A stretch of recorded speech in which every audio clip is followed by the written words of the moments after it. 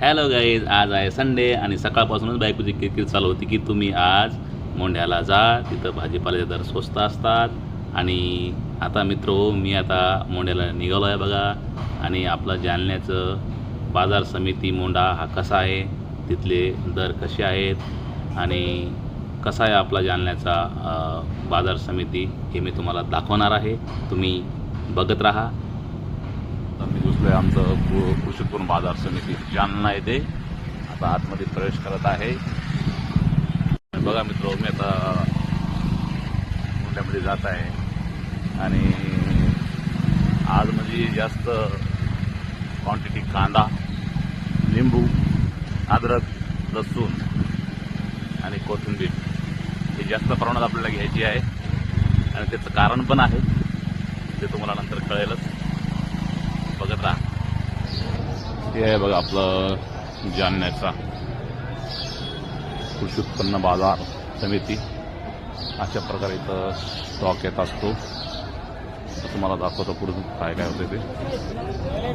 हे आहे बघा जालन्यातील आपलं भाजीपाला मार्केट. सकाळी सकाळी बघा मित्र, खूपच इथं गर्दा असतो बघा.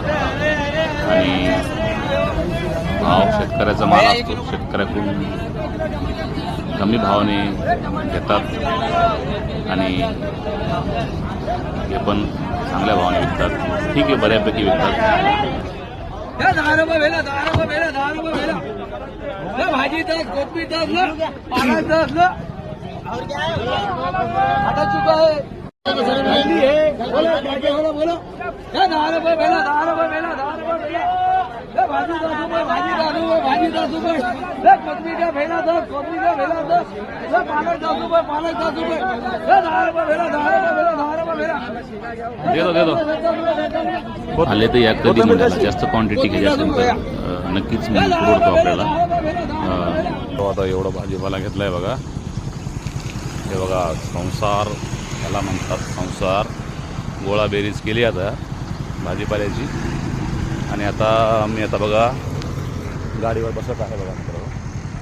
तर निघत आहे घराकडे मित्र. मी आता भाजीपाला घेऊन घरी पोचलेलो आहे बघा, बघू शकता. पोहतो आता मी घरी पोचलेलो आहे. आणि अशा प्रकारे आज हा माझा छोटासा टूर झाला. भेटू नंतर. आणि आता इथून पुढे मला जॉबसाठी निघायचं आहे, तयारी करायची फास्ट अर्जंट. बाय.